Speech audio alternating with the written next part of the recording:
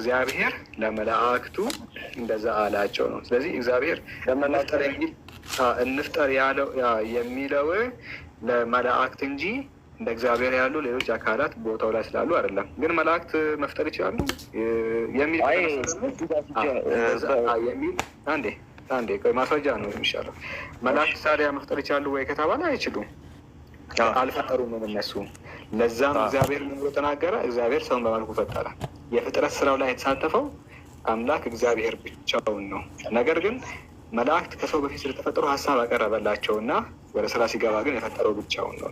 ሀሳብ ግን አቀረበላቸው፣ እንፍጠር ብሎ ሀሳብ አቀረበላቸው። ግን ደግሞ በትክክልም የተሳተፈው እግዚአብሔር ብቻውን ነው። ሰው እንፍጠር የሚለው ከዛ አንጻር ለመላእክት የሚገባ እንጂ ለመልቲ ፐርሰን ጋድ የሚገባ በፍጹም አይደለም። መጽሐፍ ቅዱስ ላይ የሚል የለማ እንደሱ።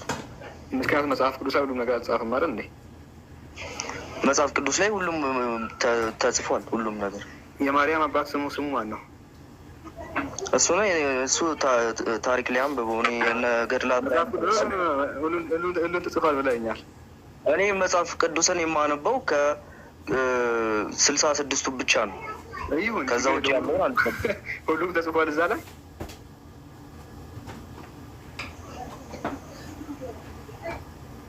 እዛ ላይ የሚጻፈው ለድነታችን የሚገባ ብቻ ነው። እዛ ላይ የሚጻፈው እግዚአብሔር ለእናንተ መዳን ያስፈልጋቸዋል፣ ለመዳናችሁ ያስፈልጋል ተብሎ የሚጻፈው ብቻ ነው። ሁሉም ነገር ሁሉም ለመዳናችን የሚያስፈልጉ ነገሮች ሁሉም ነገር በመጽሐፉ ተጽፏል ወይ? ሁሉም እኛ እንድናውቀው የሚፈለግ ነገር ተጽፏል። አዎ አንዴ ሁሉም ነገር ተጽፏል አልተጻፈም? እኛ እንድናውቀው የሚፈልገው ነገር ተጽፏል። እግዚአብሔር እኛ እንድንረዳው የሚፈልገው አንተ እንድታውቀው የተፈለገው ነገር ተጽፏል አልተጻፈም አይደለም ጥያቄ። ሁሉም ነገር ተጽፏል አልተጻፈም? ሁሉም ነገር እያንዳንዱ ዲቴል አልተጻፈም፣ ግን እኛም እንድናውቀው የሚፈለጉ ሜን ፖይንቶች ተጽፏል። ሁሉም ነገር መጽሐፍ ላይ አይጻፍም። እሺ ለዛ ነው ዮሐንስ ነው ማን ነው ብሎ የተናገረው። ኢየሱስ የተናገረው ነገር ሁሉም ቢጻፍ አለ። ኢየሱስ የሚናገረው ነገር ለድነት ይጠቅማል። መጽሐፍ የባህር እንትን ራሱ አይበቃም አይደል ያለው? ታሰሱዋለ ጥቅሱ የምታስታውስ ከሆነ ጌታ የተናገረው ነገር ሁሉም ቢጻፍ የምድር ምናምን አይበቃም የተባለበት ቦታ አለ። የምታስታውስ ታምራቱ ቢጻፍ ኢየሱስ የተናገረው ነገር ታምራቶቹ ያ አይደለ አይበቃም ይላል መጽሐፍ ቅዱስ። አይበቃውም ይላል። እሺ ሁሉም ቢጻፍ ኖሮ ባህርም አይበቃም ነበር አይደል ያለው? ሁሉም ነገር ተጽፏል።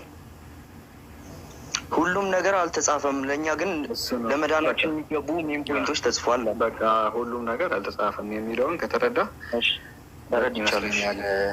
ኢብሮ በቃ ቀጥል አንተ። አይ ማሻአላህ ጥሩ ነው ውይይት ነበርና፣ እሺ በመጀመሪያ ጀማልን ሰላም ልበለው እስኪ። ሰላም አለይኩም ወራህመቱላህ። የጠፋ ሰው ኡስታዝ። ወአለይኩም ሰላም ወራህመቱላህ። እንዴት ናችሁ? አልሐምዱሊላህ። የጠፋ ባላ ደህና ነህ? አለሁ። አልተገናኘንም። ማሻአላህ። አዎ ረጅም ጊዜያችን። ኡስታዝን ፎሎ አድርጉሽ ሁላችሁም ማታውቁት ካላችሁ ማለት ነው። እሺ ከማን ጋር ልቀጥል? ከአንተ ጋር ወጣ እንደ ቅድሙ ልጅ። ኦኬ ወጣ ማለት ነው። እሺ ኢየሱስ ምን ላይ ነው እያወራችሁ የነበረው? ስላሴ ላይ ነው? ከኔ ጋር ነው ይብረው። ከአረንጓዴው ጋር ልቀጥለው። አንዴ እሺ ወይ ከአንተ ጋር ስለሆነ አንዴ ከእሱ ጋር ልቀጥልና እሺ አንድ ጥቅስ ተኝሽ። በቃ ባይብል ላይ አንድ ጥቅስ ስላሴን ያስረዳልኛል የምትለው አንድ ጥቅስ። ስላሴ አካላት አሉ፣ ስላሴን ያስረዳልኛል የምትለውን አንድ ጥቅስ ተኝ እኮ። ስላሴ አካላት አሉ የሚለውን ማለት ነው። ሶስት አካላት አሉ የሚለው አካላቱ አንድ ናቸው የሚለውንም አንድ ላይ ይዘህ ነው እዛው ጋር የምትሰጠኝ እንጂ አካላትማ የለም ማለት 1000 አካል አለ ባይብል ላይ። የስላሴ አካል አይደለማ 1000 አለው። አይ አምላክ የተባለው 1000 አሉ። ከፈለክ እሱን ችግር የለውም ማየት እንችላለን። 1000 አካላት የስላሴ አካል አሁን ማሳየት ትችላለህ? አብ ወልድ መንፈስ ቅዱስ አንድ አምላክ እንደሆኑ የሚያሳይ ጥቅስ አለ? አብ ወልድ መንፈስ ቅዱስ እንዳሉና እዛው ላይ ብቻ እዛው የምነግር ቦታ ሳይሆን ሌላ ቦታ ግን አንድ አምላክ ብቻ እንዳለው ደግሞ አሳያለሁ። አምጣና አሳየኝ፣ ችግር የለም አምጣ። እሺ ቅድም ያልኩት ቦታ ማቴዎስ ወንጌል ላይ ኢየሱስ ክርስቶስ ለደቀ መዛሙርት ያዘዛቸው ትእዛዝ አለ። ጥቅሱ ጭማሪ ነው። እዛ ጋር አልወያይም። ጥቅሱ ጭማሪ ነው። ሌላ ጥቅስ አምጣ። እሱ ጋር አለ።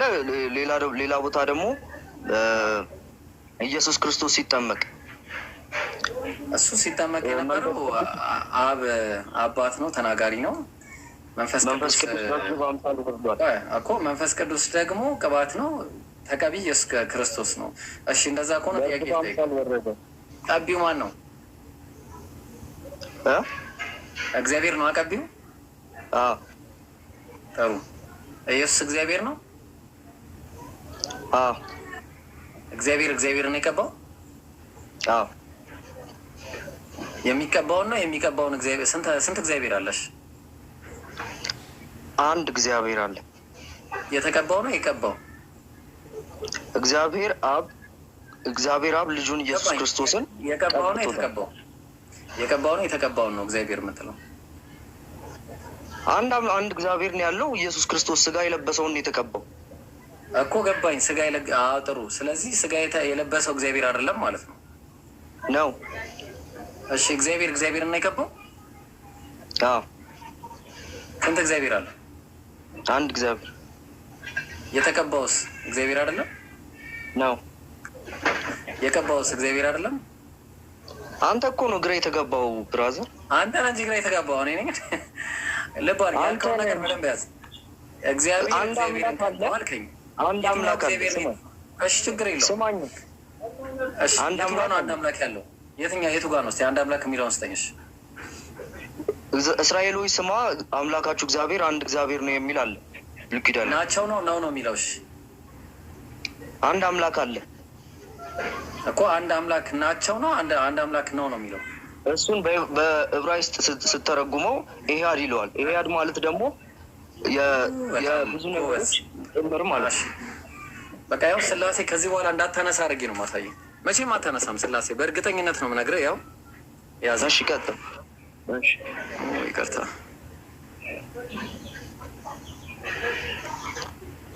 አሐድ እሺ፣ በደንብ አዳምጠኝ። እሺ በደንብ አዳምጠኝ። ያው አንተ እንዳልከው ዘዳግም 6:4 ላይ እስራኤሎች ስማ አምላካችን ያህዌ አንድ ያህዌ ነው አልክ። አሁን የኢኻድ የሚለው ቃል ብዜት ነው ነጠላ ነው የሚያሳየው? ብዙ ቁጥር ጀግና። እሺ ና አሁን በደንብ አዳምጠኝ፣ ተከታተል። አብረን ነው የምንሄደው። ጥቅሶችን እናያለን። እሺ ትንቢተ ሕዝቅኤል ምዕራፍ 37 ቁጥር 22 ላይ እሺ አብረን እንሄዳለን። በምድርም ላይ በእስራኤልም ተራሮች ላይ አንድ ህዝብ ያደርጋቸዋል አለ። አንድ የሚለው ኢኻድ ነው። እሺ አንድ ህዝብ ያደርጋቸዋል የሚለው ነጠላ ነው ብዜት ነው? ያደርጋቸዋል ስለሚል እዚህ ጋር እሱ ጋር ያለው ትርጉም ኢሃድ ነው የሚለው። ኢኻድ ነው። አሳየኝ እስኪ። ኦኬ ላሳየህ። እሺ ሕዝቅኤል 37 አስቤበት ለፍቼ የሰራሁት እንትን ነው። አታስብ፣ እርግጠኛ ነኝ። ላሳየህ ግን ለማንኛውም ሕዝቅኤል 37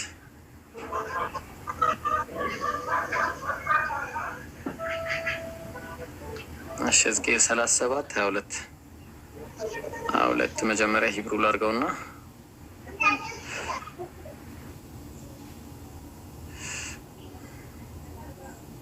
እሺ ያው አየው ምን ይላል? እስቲ ከሕዝቅኤል ላይ ነው። እስቲ ያው ሕዝቅኤል 37 22 አየው። እሺ በጣም ጥሩ። እሺ ጥሩ። ሕዝቅኤል 37 22 ላይ በምድርም ላይ በአሕዛብም ተራሮች ላይ አንድ ኢኻድ ህዝብ አደርጋቸዋለሁ ይላል። አንድ ህዝብ አደርጋቸዋለሁ ሲል በመሀል በውስጥ ያው አደርጋቸዋለሁ ስለሚል ብዜት ነው አይደለ? ይሄ አይደል? በጣም ጥሩ። ስለዚህ አንድ ህዝብ የሚለውም አለ፣ አንድ የሚለው ያው ብዜትን ይዛል። እንስማማለን አይደለ? ያስማማናል። ብዜትን ነው የሚይዘው። እሺ ጥሩ። ሌላ ምን ቀጥል? ኦሪት ዘፍጥረት ምዕራፍ 34 ቁጥር 22 ላይ ነገር ግን አንድ ህዝብ ሆነን አለ። 22 ላይ ሕዝቅኤል 17 22 ላይ 22 ላይ ብዜት ነው። እሺ እየጻፍን እንሂድ። አንድ የሚለው ለብዜት ይመጣል። እሺ ያው ብዜት ለምን በለኝ። ለምንድን ነው? ምክንያቱም አደርጋቸዋለሁ ስለሚል። እሺ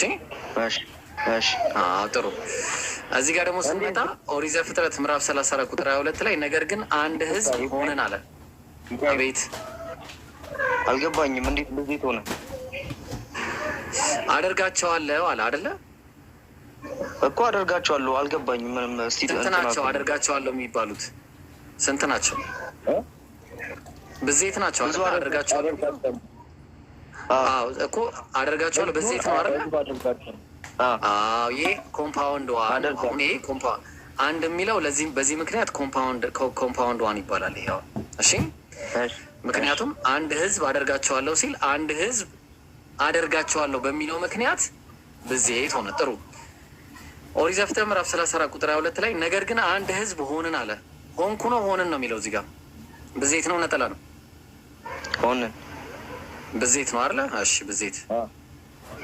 ስለዚህ አንድ የሚለው ኮምፓውንድ ነው ወይስ ኒሜሪክ ነው? እሱም ኢሃድ ነው የሚለው ትርጉሙ አሳየኝ። ይሄም ኢሃድ ነው። እንዳለ ያመጣቸው ኢሃድ ናቸው፣ አትጠራጠር። አሳየኝ እኮ በቃ። እሺ ዘፍጥረት 34 22 ዘፍጥረት 34 አንድ በቂ ነበረ፣ ግን ያው ዝም ብዬ እንደው እንዲገባህ ነው። 34 ስንት ነበረ? ዘፍጥረት 34 22 እሱም 22 ላይ ነው። እሺ እሺ ያው መጀመሪያ እንትኑ ነው ከላይ ዘፍጥረት ያው ጀነሲስ 34:22 ይላል አይደል? አየዋ ይሰማል፣ ይታያል። አየዋ እሺ ምን ይላል? ዋን የሚለው ቃል ምን ይላል?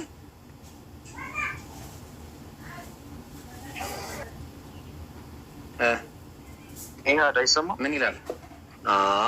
እሺ በጣም ጥሩ። ስለዚህ አንድ ህዝብ ሆነን ሲል አንድ የሚለው ብዜት ስለሆነ አንድ የሚለው ምን ሆነ ማለት ነው? ኒሜሪክ ነው ኮምፓውንድ ነው? ኮምፓውንድ አድርጎታለች። በጣም ጥሩ ኮምፓውንድ። ምክንያቱ ምንድን ነው? ሆነን የሚለው ነው አይደለ? ምክንያቱ አይደል? በጣም ጥሩ። እሺ አሁን ደግሞ ወደዛኛው እንሂድ ደግሞ። እሺ እስቲ መጽሐፈ ነገሥት ምዕራፍ 22 ቁጥር 8 ላይ የእስራኤልም ንጉሥ ኢዮሳፍጥን እግዚአብሔርን የምጠይቅበት የይምላ ልጅ አለ። የይምላ ልጅ ሚኪያስ የሚባል አንድ ሰው አለ ይላል። አሉ ነው አለ ነው የሚለው?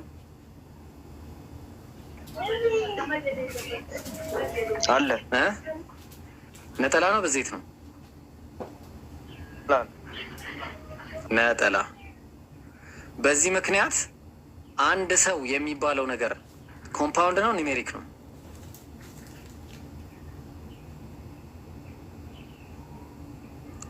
ሳልምስ መለስልኝ። አንዴ ይቀጥታ እየቀጠልክ አንተ። እኮ አንድ ላይ ነው የምንሄደው። ማቆም አልችልም። አንተ ካላወራ አብረን ማውራት እንጂ አንችልም። ህፃን ልጅ ስላለ ድምፁ ይረብሻል፣ እያለቀሰ ስለሆነ። አይረብሽም፣ ችግር የለውም። አንድ የሚለው ኒሜሪክ ነው ኮምፓውንድ ነው? በዚህ መሰረት አንድ እኮ ኒሜሪክ ነው። ኒሜሪክ ነው ወይስ ኮምፓውንድ ነው? ኮምፓውንድ አይደለም፣ አንድ ሰው ኒሜሪክ። በጣም ጥሩ ኒሜሪክ። ስለዚህ ኒሜሪክ ነው። ኒሜሪክ። እሺ ጥሩ። ምክንያታችን ምን ነበረ? አለ ስላለ ነው አይደለ? በጣም ጥሩ። ስለዚህ ፐርሰን መሆኑን ያዝልኝ። እሺ አንድ ልጨምርልህና ከዛ ወደ ዋናው ፖይንት ይመጣ። ይቺ የመጨረሻ ነች። ኦሪት ዘኍልቍ ምዕራፍ 7 ቁጥር 1 ላይ ለሚቃጠልም መስዋዕት አንድ ወይፈን አንድ አውራ በግ አለ። አንድ አውራ በጎች ነው በግ ነው የሚለው? በግ ነጠላ ነው በዜት ነጠላ አይደለ? ነጠላ። እሺ አንድ የሚለው ኢኻድ የሚለው ቃል ኮምፓውንድ ነው ኒሜሪክ ነው? ኑሜሪክ ነው። ኒሜሪክ። እሺ በጣም ጥሩ። አሁን እንምጣ። ኦሪት ዘዳግም ምዕራፍ 6 ቁጥር 4 ላይ እስራኤሎች ስማ አምላካችን ያህዌ አንድ ያህዌ ነው ናቸው ነው የሚለው?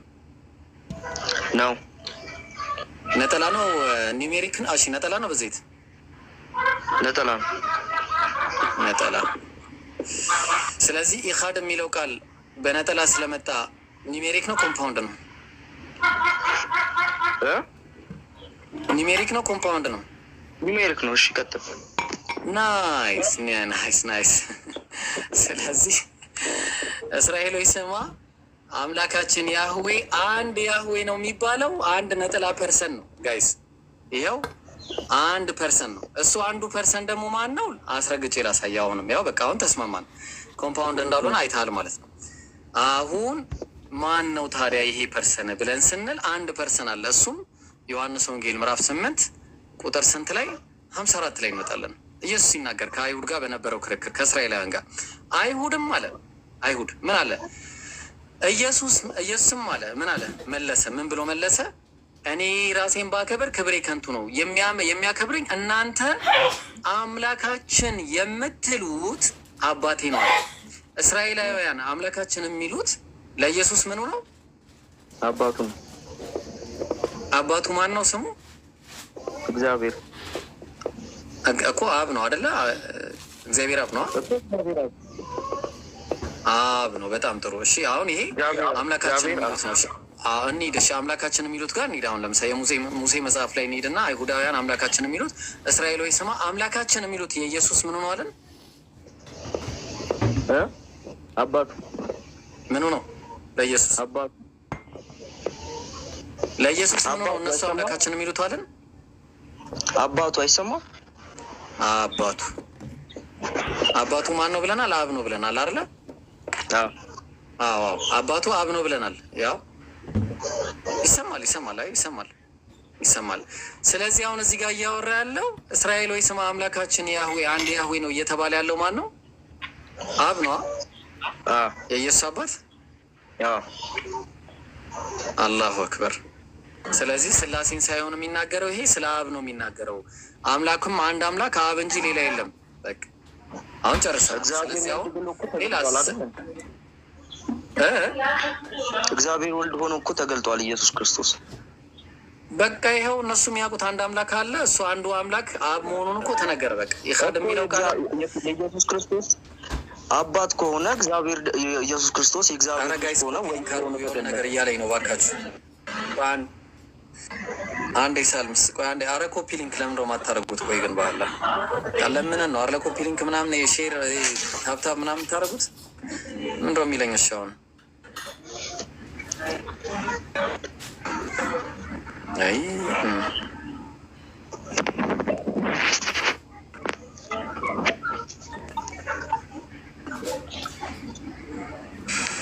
እሺ ቀጥል። እሺ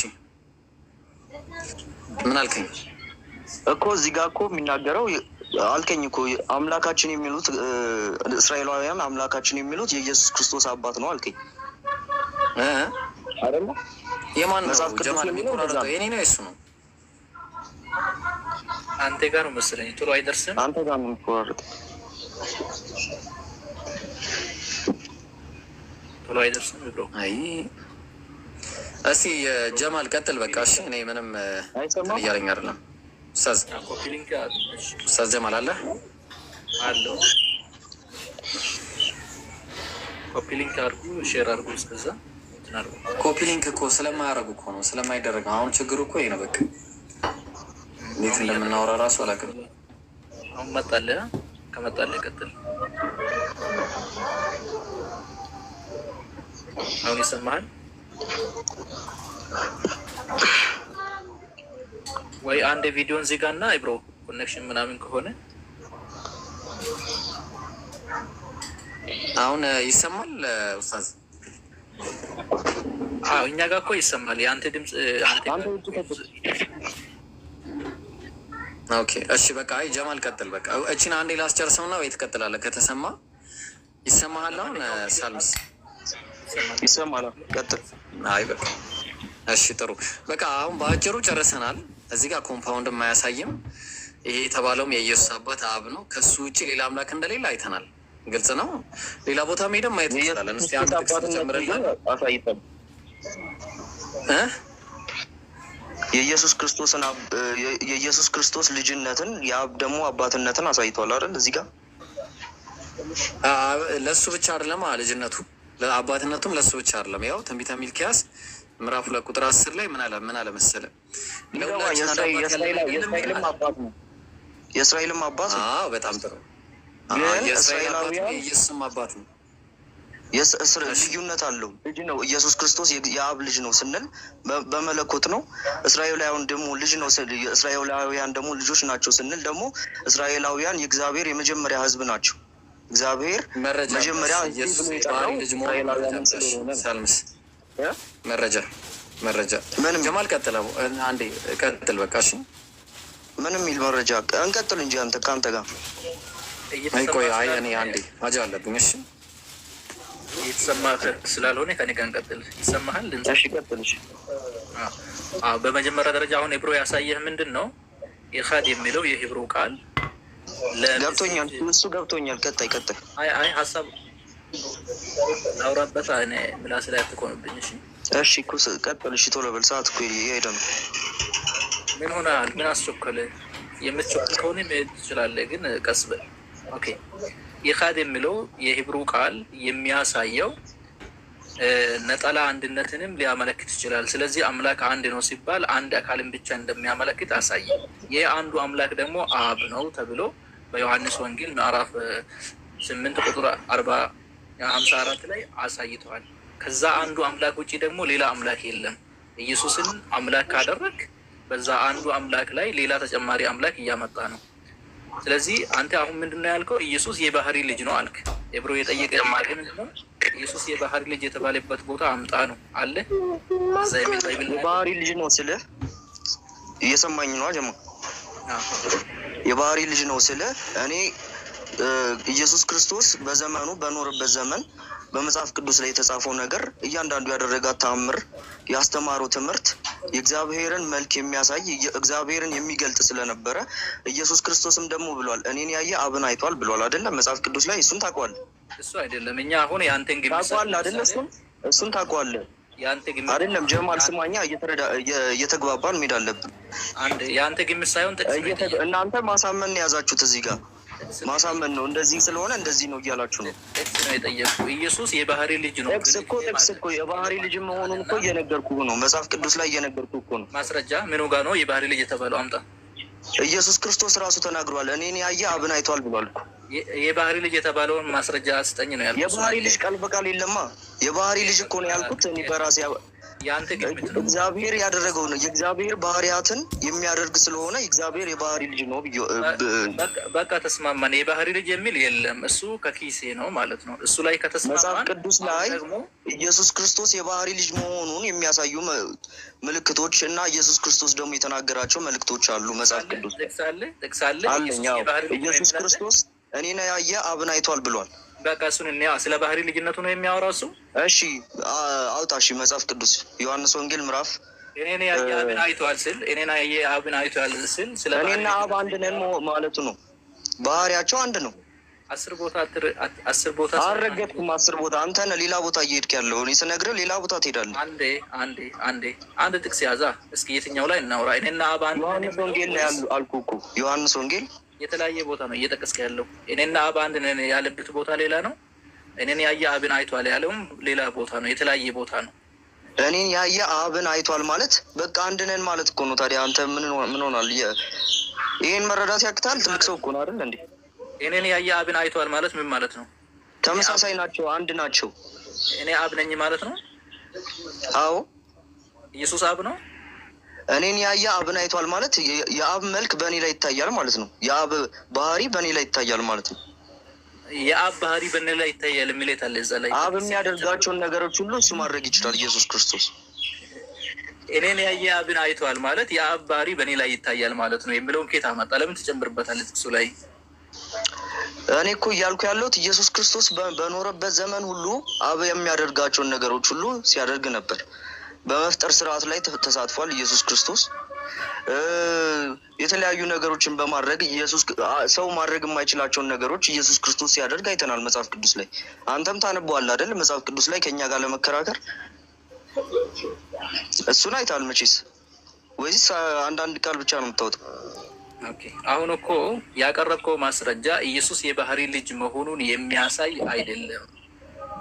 ያቀረብከው ማስረጃ ባህሪ ምን ማለት ነው? እሺ አስረዳኝ። ባህሪ ማለት ከአምላክ የተገኘ አምላክ መሆኑን አያሳይም። በቅስና ሰው ምን ማለት ነው? አይሰማም ይሰማል። ባህሪ ምን ማለት ነው? ርቋል። የአንተ ድምፅ ርቋል።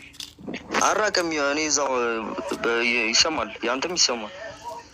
ባህሪ ማለት ምንነት ማለት ነው እኮ ያ ባህሪ ማለት ያ ሰው አሁን የኔ ባህሪ ካልኩኝ እኔ የማደርጋቸው ነገሮች ማለት አይደለም። እና ታዲያ ምንድን ነው? ኢየሱስ የሚያደርገውን አማኞችም ያደርጋሉ አይደል? ምን ኢየሱስ የሚያደርጋቸውን ሁሉ ሳይሆን ኢየሱስ ያስተማራቸውን ነገሮች ሁሉ ያደርጋሉ። በስጋ ያደርጋሉ። ኢየሱስ የሚያደርጋቸውን ሁሉ ያደርጋሉ። እሱ ያላደረገውንም ያደርጋሉ። ሁሉ አያደርጉም። ኢየሱስ ያደረገውን እያንዳንዱን አያደርጉም። ያደርጋሉ። የቱ ጋር ነው እንደዛ የሚል? ሁሉን እያንዳንዱን ያደርጋሉ የሚል አለ? አዎ ከኢየሱስ የሚበልጠውንም ያደርጋሉ። ራሱ ላሳየህ። አሳይኝሽ። አንድ መጽሐፍ ቅዱስ አለኝ አጠገቤ፣ ብትነግረኝ ጥቅሱን አነበዋለሁ። ላውጣልህ። ንገረኝ ለኔ።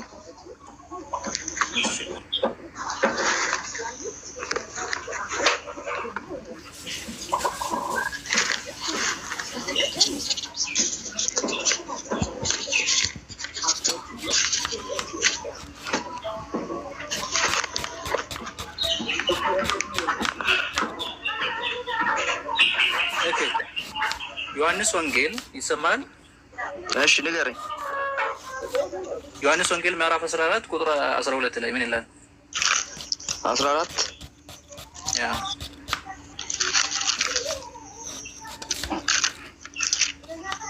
ቆይ እያወጣሁ ነው።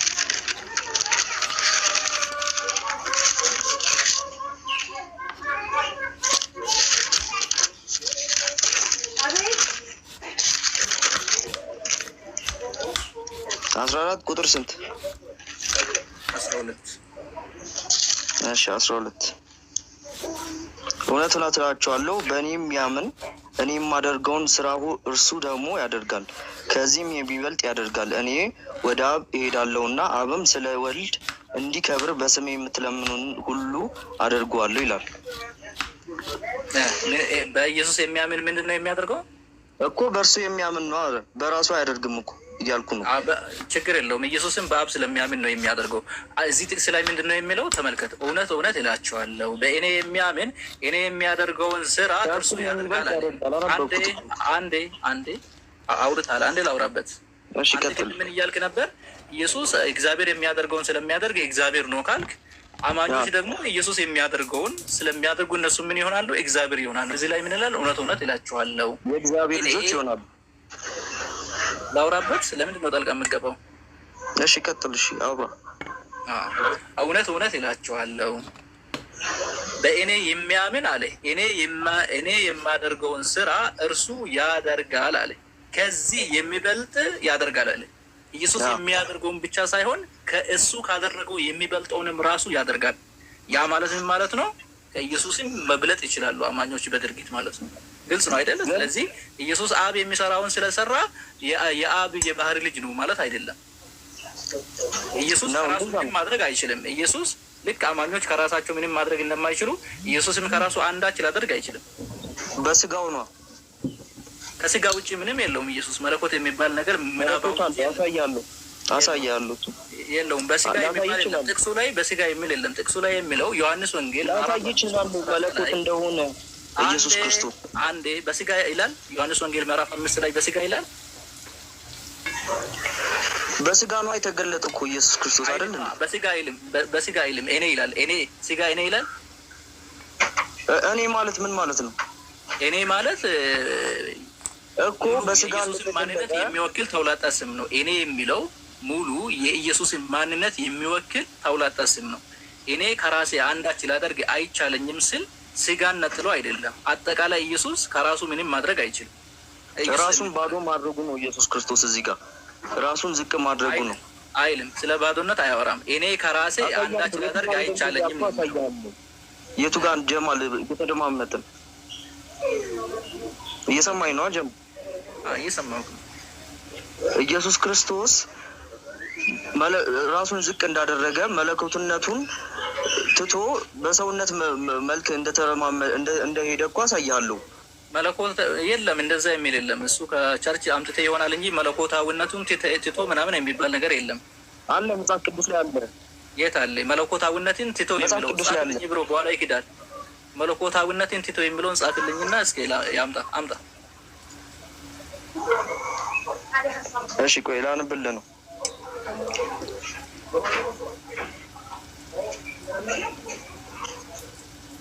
በኋላ ይክደኛል። እሺ ፊልጵስዩስ ምዕራፍ 2 ላይ ፊልጵስዩስ ምዕራፍ 2 ላይ መለኮታዊነቱን ትቶ ይላል። እሺ እንየው። ትቶ የሚል አይደለም ራሱን አዋርዶ ይሄው ካደላል ካደ ቦታ ላይ ሳይደርስ በፊት ነው የካደው። ኢየሱስ መለኮታዊነትን ትቶ ነው ከራሱ ምንም ማድረግ የማይችለው ብለህ መጀመሪያ ተናገርክ። መለኮታዊነትን ትቶዋል የሚል ነገር የለም ስለ አለ አልክ። አሁን ጥቅሱ ከመድረስ በፊት መካድ ጀመርክ። እኔ ለዛ ነው የብሮ ጻፍ እንደምትል ስለማውቅ እኔ አልታርኩት ብያለሁ። ተሳስቼ ነው ያልኩት ግን የለም ጥቅሱ ላይ መለኮታዊነትን ትቶዋል የሚል የለም። ኢየሱስ ከራሱ ምንም ማድረግ የማይችለው አዳምጠኝ። ኢየሱስ ከራሱ ምንም ማድረግ የማይችለው ፍጡር ስለሆነ ነው፣ ደካማ ስለሆነ ነው እንጂ መለኮታዊነትን ትቶ ስለመጣ አይደለም። እሺ እኔ ደግሞ ልንገርህ ንገረኝ። መለኮታዊነቱን በእግዚአብሔር መልክ ሲኖር ሳለ ራሱን ባዶ እንዳደረገ የሚናገር ቃል ልንገርህ። እግዚአብሔር ሆኖ አይልማ። በእግዚአብሔር መልክ ይላል እንጂ እግዚአብሔር ሆኖ አይልም። በእግዚአብሔር መልክ ማለት ምን ማለት ነው? እግዚአብሔርን መስሎ ማለት ነው። እግዚአብሔርን ሆኖ አዳምን እግዚአብሔር በመልኩ ነው የፈጠረው።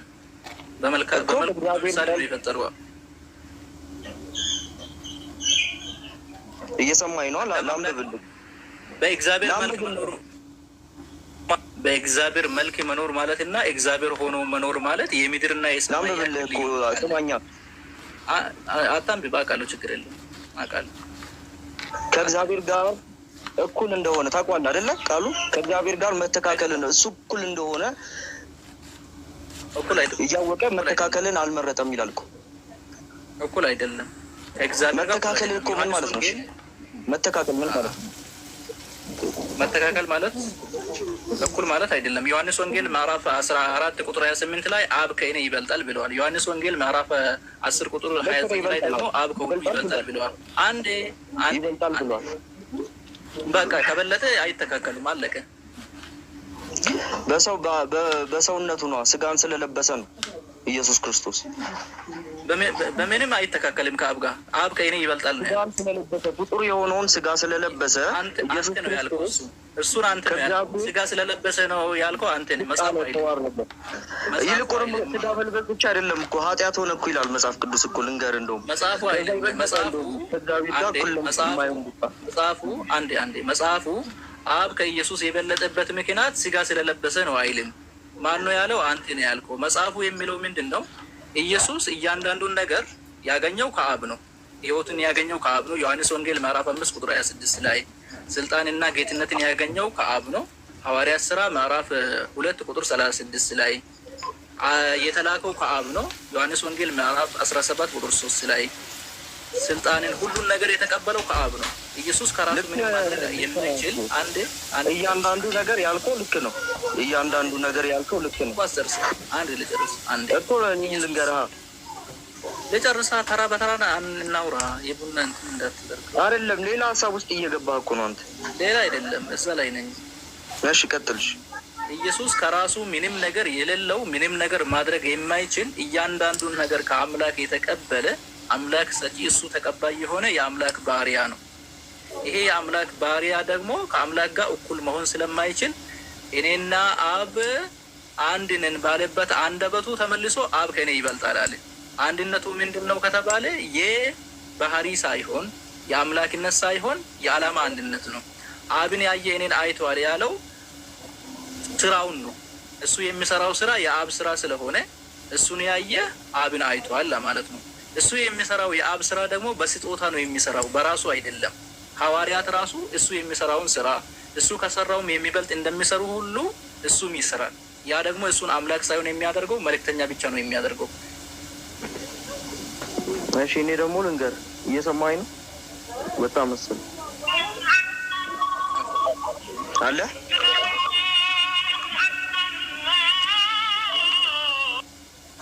ይሰማል? ትሰማለህ? አይ ስልኩ ጠርቶበት ነው መሰለኝ። እሺ ትሰማለህ? እሱ ያለው ነገር እንዳለ እውነት ነው። ኢየሱስ ክርስቶስ የተላከ ነው። ኢየሱስ ክርስቶስ ባሪያ ሆኖ መጥቷል። ኢየሱስ ክርስቶስ ተወልዶ ስጋ ለብሶ መጥቷል።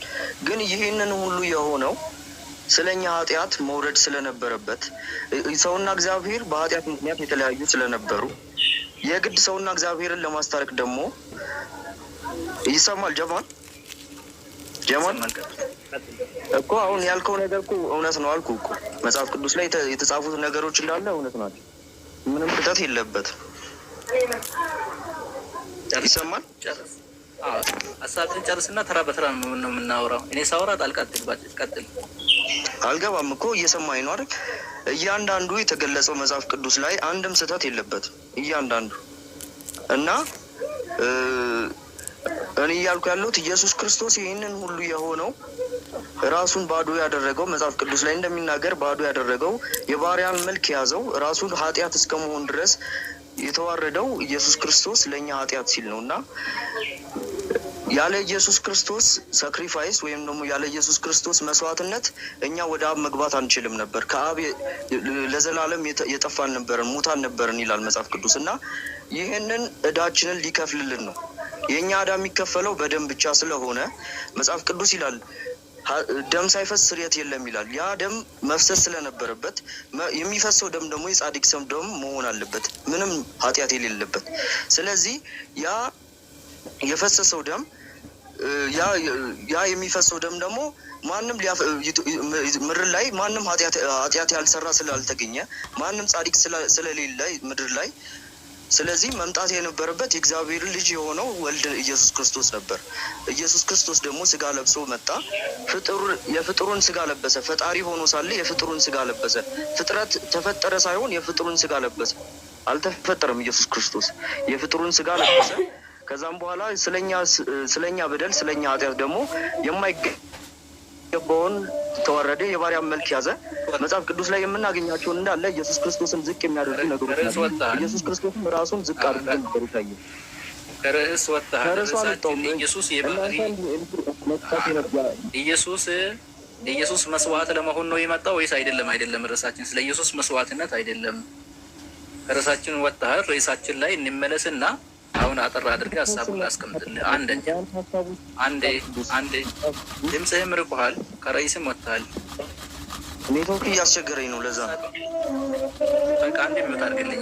ተራ በተራ እናውራ። እሺ። ዝም ብዬ የሰማው በርዕስ ላይ እያወራ ባይሆንም ትንሽ እንድታወራ ፈልጌ ነው። አንደኛ ኢየሱስ የባህሪ ልጅ ነው ብለህ ነበር። ከኢብሮ ጋር ስታወሩ ማስረጃ አምጣ ሲባል እኔን ያየ አብን አይቷል የሚለውን አምጥተህ ነበር። እሱ የባህሪ ልጅ መሆኑን አያሳይም ብዬ መልሼልህ ነበር ማለት ነው።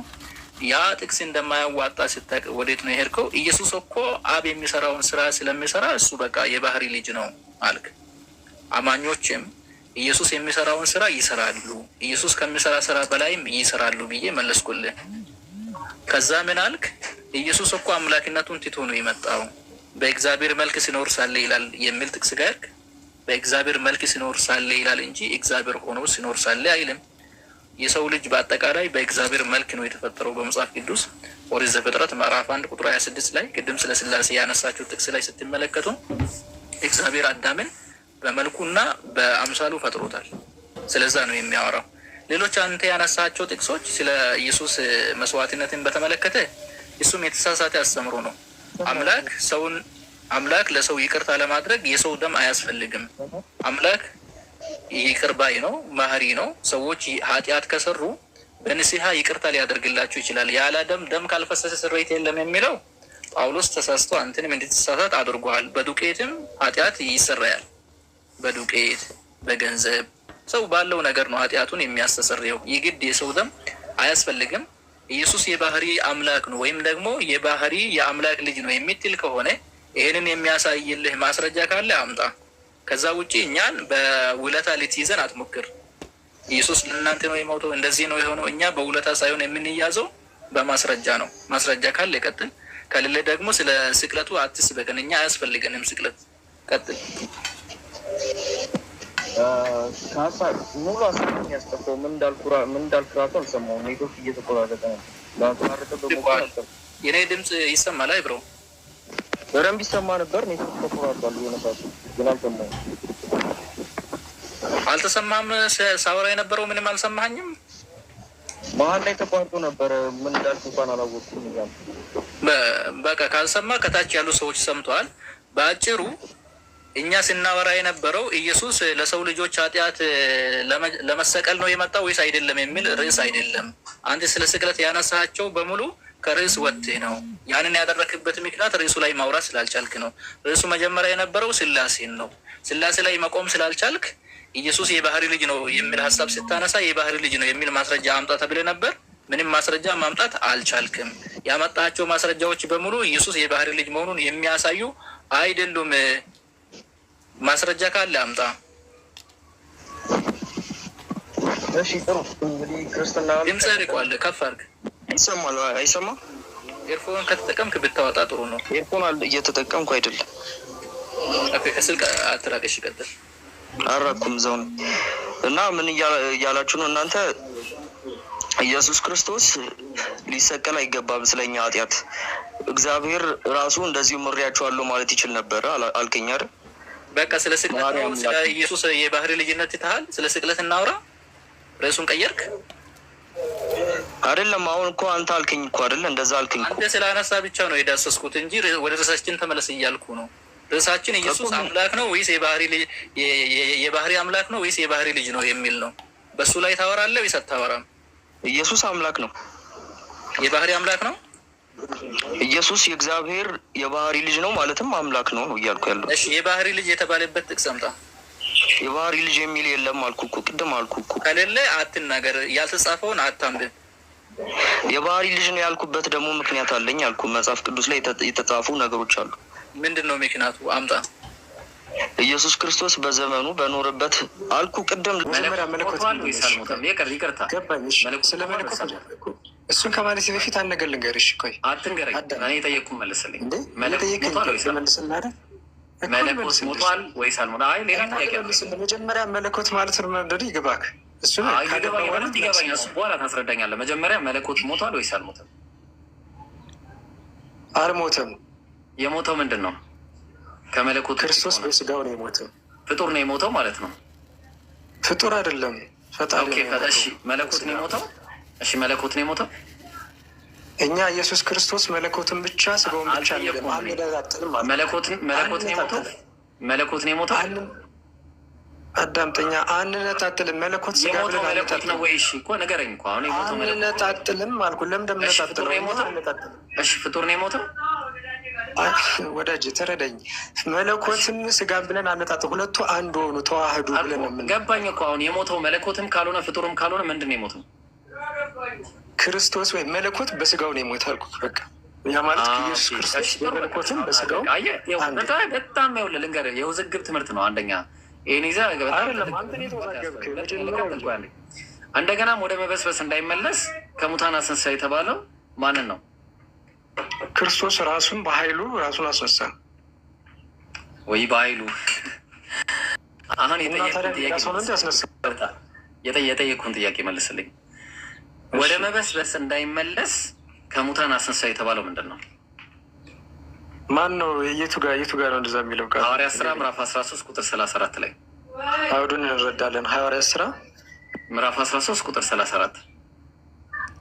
እሺ 13:34 ምን እንደሚል እናያለን። እዛ መልስልሃለሁ። 13 ስንት ነው? 34 ጥሩ። እሺ እያወጣሁት ነው። ልይልክና እኔ መልስልሃለሁ። አንድ ጊዜ አንብብ እስከዛ።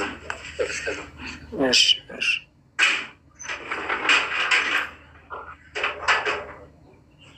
ሰላም አለይኩም ወረህመቱላሂ ወበረካቱ። ያጀማ ኮፒ ሊንክ አድርጉ። እሺ የሆሱ ተዘግቶበታል እና ይሄም እንዳይዘጋ ሁላችሁም ኮፒ ሊንክ አድርጉ። ዝም ብሎ የካፊር ኮሜንት ቢዚ ያድርጋችሁ ማለት እየተመላለሳችሁ ምናምን። እሺ ቀጥል ኤሎሄ።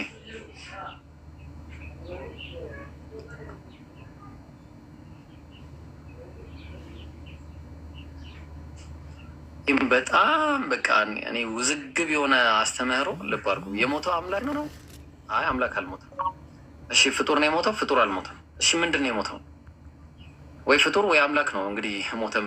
እሺ ፍጡር ይሞታል? ማነው አምላክ ይሞታል? አይ አምላክ አይሞትም። እሺ ምንድን ነው ችግሩ? እኮ ገላትያ 3:1 አንብቡት። እሺ ኤሎሄ ገላትያ 3:1 ከ6 ባይብል አንብበው፣ ከዛ እውነቱ ይገለጥልሃል።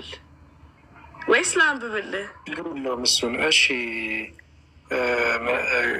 የሐዋርያት ሥራ ምዕራፍ 13 ከቁጥር 34 እሺ አንዴ እንደ ቤዝመንት እንዲሆን እሺ ቶ ለነገሩ ቤዝመንቱ ቶ ይቅርታ፣ እኔ አሁን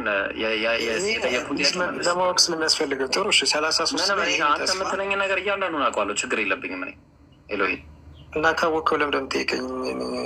ትክክል እንዳልሆነ ለእኔ ማስረዳት አይጠበቅም። እሱም ትክክል እንዳልሆንኩ ምናምን እሺ መልስልኛለህ። ይህንን ተስፋ እግዚአብሔር በሁለተኛው መዝሙር ደግሞ አንድ ልጄ ነህ እኔ ዛሬ ወለድኩ ተብሎ እንደተጻፈ ኢየሱስን አስነስቶ ለእኛ ልጆቻቸው ፈጽሟልና።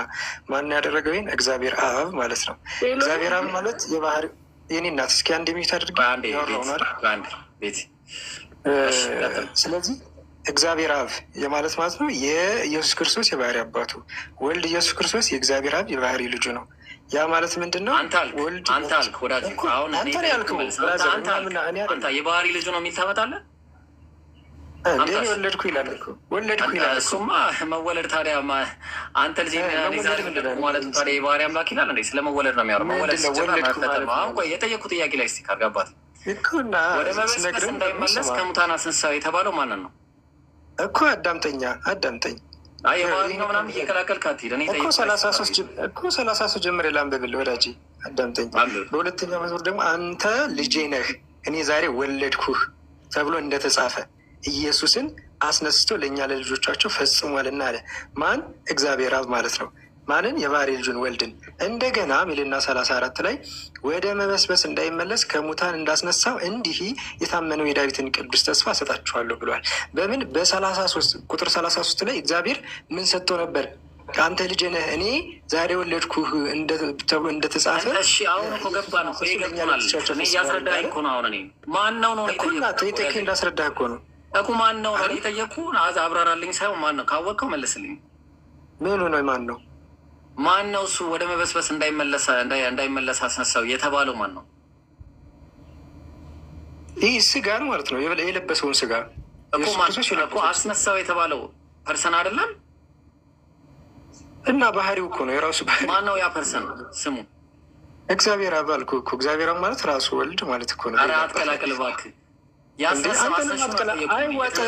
አውቃለሁ። ኢየሱስ ክርስቶስ ራሱን አስነሳ ማለት ነው ብል ይነበባል። ፖይንቴ እሱ አይደለም። ቆይ ቤቴ አንዴ፣ ፖይንቴ እሱ አይደለም። የተነሳው ማን ነው ነው ጥያቄ። አስነሺው ማን ነው ሳይሆን ኢየሱስ ክርስቶስ ወደ መበስበስ እንዳይመለስ የተባለው ስጋው ነው። አዎ ስጋው ማለት የራሱ ስጋ። ኦኬ ያ ስጋ ፍጡር ነው ፈጣሪ ነው? የፍጡር ስጋ ነው። የፍጡርን ስጋ ለበሰ ነው። የፍጡር ስጋ ፍጡር ነው ወይስ ፈጣሪ ነው? የፍጡር ስጋ ፍጡር ነው ፈጣሪ ነው? የፍጡር ስጋ ፍጡር ነው። በጣም ጥሩ። ስለዚህ ወደ መበስበስ እንዳይመለስ ከሙታን የተነሳው ፍጡር ነው ማለት ነው? አይደለም። የፍጡርን ስጋ ገንዘብ ያደረገው ኢየሱስ ክርስቶስ ነው። አይገባህም። ስለዚህ ለዛ ነው አንተ ራሱ አልገባም። እንኳን ለእኔ ሊገባኝ ይቅርና አንተ ራሱ አይገባም። የሚገርም ነገር ማለት ነው። አሁን ቆይ ችግር የለውም። ይህን ነገር ስለገባ ነው እንደዚህ ለፈለግከውን ያልበልህ። እኔ በማውቀው ልክ ነው የምመስልህ። እኔ በምመልሰው ልክ እኔ እውቀት ልክ ነው የምመስልህ። አሁን እንዲህ እናደርጋለን። ይኸውልህ በቃ አሁን እንዲህ እናደርጋለን። ከዚህ በኋላ ስትገባ ሰላም ብለህ በስነ ስርዓት ተግባብተን ማውራት ከቻልን እናወራለን። በጣም ጠበቁ ብሮ ለምን መሰለህ? ይቅርታ በጣም እንደዚህ ነገር አሁን ላልክ በጣም ይቅርታ የምራ በቀያ ነው የሚደረገው። እንደዛ ሳይሆን ጠብቄህ ስብከት ነበር የምታደርገው እና ልክ የአንተ ካልተመቸ ወርደ መምጣት ነዋ። ካልተመቸ ወርደ ትመጣለህ። እሺ እንደዚህ አይደረግም። ሰላም ጠይቀ ነው የሚገባው። ስርዓት ላስተምረ ነው እንደዚህ ያደረኩት። አሁን የምናደርጋለን መሰለህ? ስላሴን የሰበከ አንድ ነብይ ትሰጠኛለህ? ባይብል ላይ አንድ ጥቅስ ነጠላ። ምን የሰበከ? ስላሴን የሰበከ አንድ ነብይ በመጽሐፍ ቅዱስ ውስጥ ተጠቅሶ እናገኘዋለን እኮ የሰበከው አንዱ ነብይ። እስቲ አንዱን ስጠኝ። እስቲ ስላሴን የሰበከ አንድ ነብይ። ኢየሱስ ክርስቶስ በስጋ እንደሚመጣ ሰብኳል። ነቢዩ ኢሳያስ በስጋ እንደሚመጣ አልጠየቅኩም እኔ ወዳጅ። የጠየቅኩት ስላሴ አብ፣ ወልድ፣ መንፈስ ቅዱስ አንድ አምላክ ነው የሚል ኮንሴፕት ያስተማረ አንድ ነብይ አለ ወይም ራሱ አምላክ ያስተማረው እያለ ነብይ ለምን ጠይቀኛለህ? ነብይ አላስተማረም። እሺ አምላክ ያስተማረ በእኔ ልክ አላስተማረም አልልክም። አላስተማረም አልልም። እኔ በማውቀው ልክ ነው የምነግርህ አልኩህ እኮ። የምታውቀው ምስጠኝ አብ ያስተማረው ምስጠኝ። አብ ያስተማረውን ማለት ኦኬ። አዎ በማቴዎስ 28-29 ሄዱ በስሜ ያስተማረው ወይስ ኢየሱስ ነው ያስተማረው? ኢየሱስ ነው ያልኩኝ እኔ ወዳጅ። አብ ምን አስተማሩ ይባላል? አብ ሲጀመር መጥቷል እንዲ ወደ ምድር እንዴት ነው ምትሆ? አንተ እኮ አብ ያስተማሩ ያልክኝ። ወንዶች እስቲ አንዴ ኤሎሄ አሁን ምን አልክ መሰለ?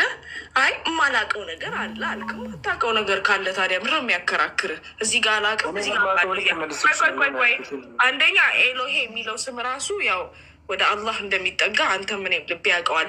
ጆን 20:17 ምን ይላል? ቆይ ልጅነትን ለኢየሱስ ብቻ የምትሰጥ ከሆነ አንተ ጆን ዮሐንስ 20:17 ምን ይላል ታውቀዋለህ? ኤሎሄ ምን ይላል? ጆን 20:17 ምን ይላል? አንዴ ማይ ፋዘር ዮር ፋዘር አለ። የኔ አባት የእናንተ አባት አለ። ስለዚህ ልጅነትን ለእሱ ብቻ አትሰጥም እግዚአብሔር ነው እንዳትል።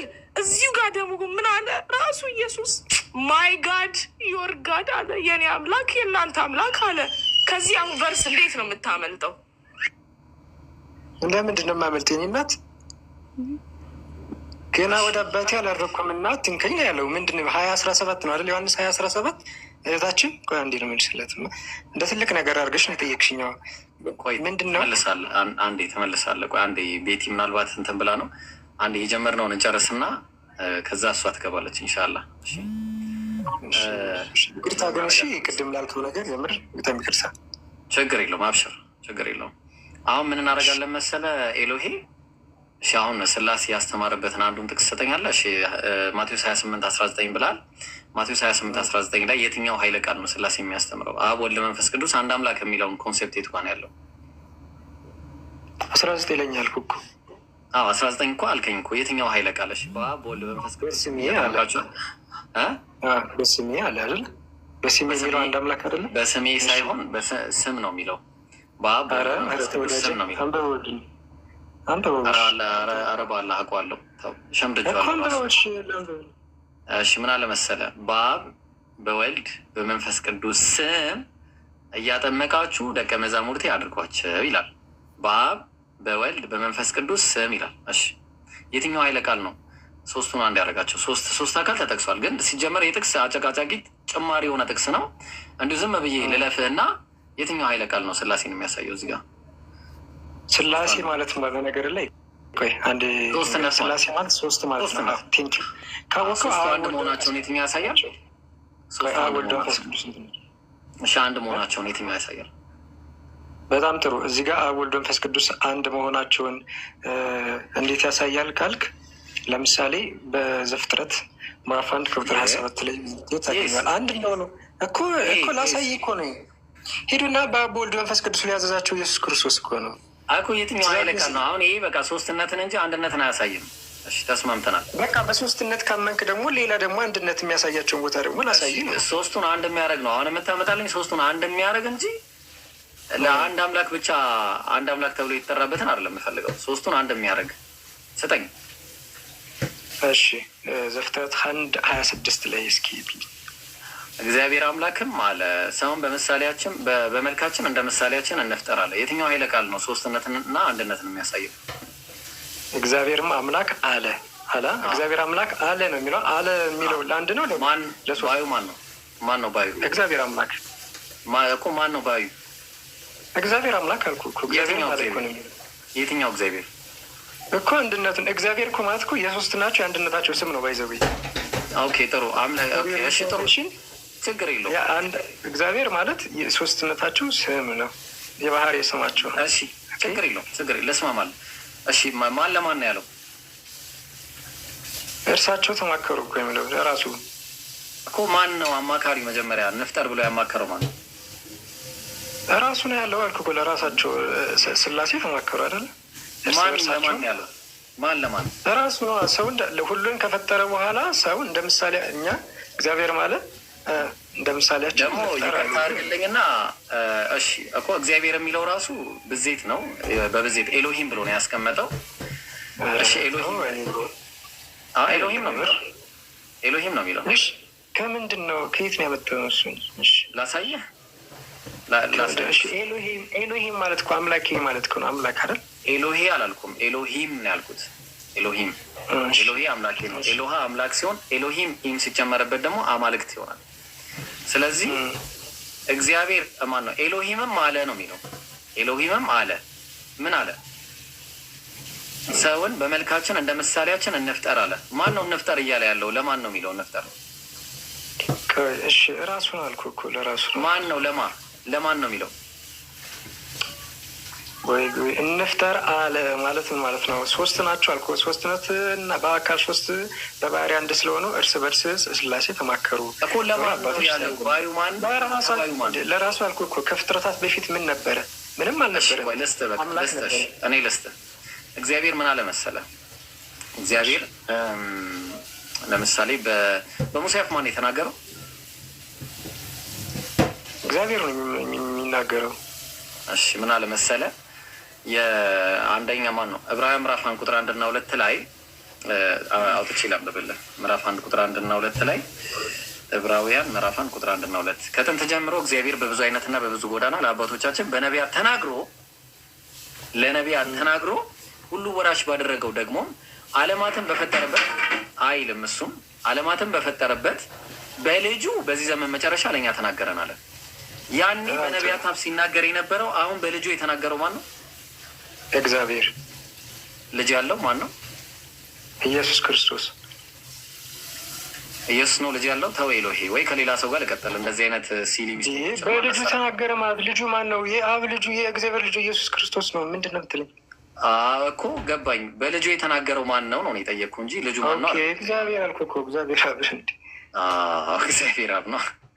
በማን ነው ስትለኝ ኢየሱስ ክርስቶስ አልኩ። ልጁን አይደል? እሺ ስለዚህ ያኔ በነቢያት ሲናገር የነበረው አሁን በልጁ የተናገረው እግዚአብሔር አብ ነው አይደለ? በጣም ጥሩ።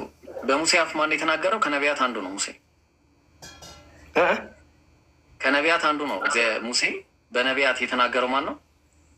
እግዚአብሔር እኮ ቅድም ያኔ ለነቢያት በነቢያት ለአባቶች የተናገረው አሁን በልጁ የተናገረው አብ ነው ብለን ተስማምተናል አይደል? አይ አሁን እያልኩ ያለሁት በልጁ የተናገረው አብ ነው። ከትንቢት በፊትና ከትንቢት በኋላ ክርስቶስ ከመምጣቱ በፊትና ከመምጣቱ በኋላ ያኔ ቃል ወደ ምድር አልመጣም ነበር። ቃል ከእግዚአብሔር ቅድም እያወራ ነበር ዮሐንስ አንዳንድ ነው። እሱን እኮ እያልኩ ያለሁት ያኔ እግዚአብሔር መጽሐፍ እኮ ነው የሚለው።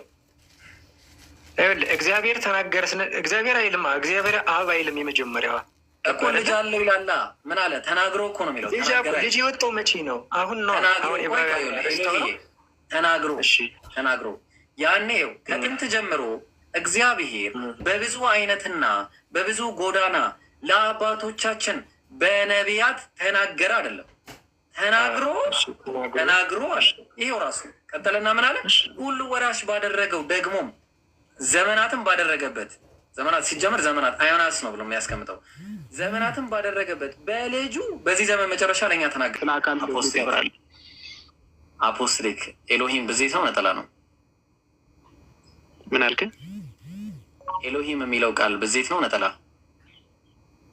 ስያሜ ነው። እስራኤላውያን ሲጠቀሙበት የነበረ ነው። ኤሎሂም የምትለው ስሙን ከሆነ ጥሬ ቃሉን ከሆነ የፈለግከው ለብዛነት ለፕሉራል የሚጠቀሙት ሂብሩ። አብዱል መጂድ ክርስቲያኖቹን አታወርዷቸው። በኋላ ለምን ታወርዳለህ? አስገባው መልሰህ።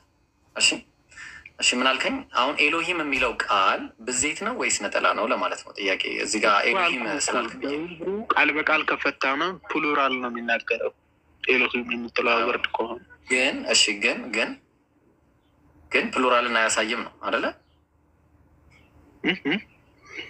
ግን ፕሉራልን አያሳይም ነው ኤሎሂም። ኤሎሂም የሚለው ወርድ ነው። እሰማለሁ አይደለ? ኢብሮ ማለት ድምፄ ትክክል ነው። በቃ ሶስቱን አንድ የሚያደርግ ጥቅስ ስጠኝ። በቃ ችግር የለውም። በቃ እሺ፣ ለምን ሶስቱን አንድ የሚያደርግ ጥቅስ? እሺ፣ ከአዲስ ኪዳን ከብሉይ ኪዳን ፈለግከው? በጣም ጥሩ። ከአዲስ ኪዳን ላውጣለህ ከፈለግከው እኮ አልኩ። አፖስት እሺ አልኩ።